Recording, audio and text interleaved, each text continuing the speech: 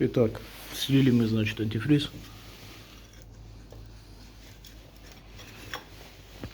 Помпа вот такой люфт имеет.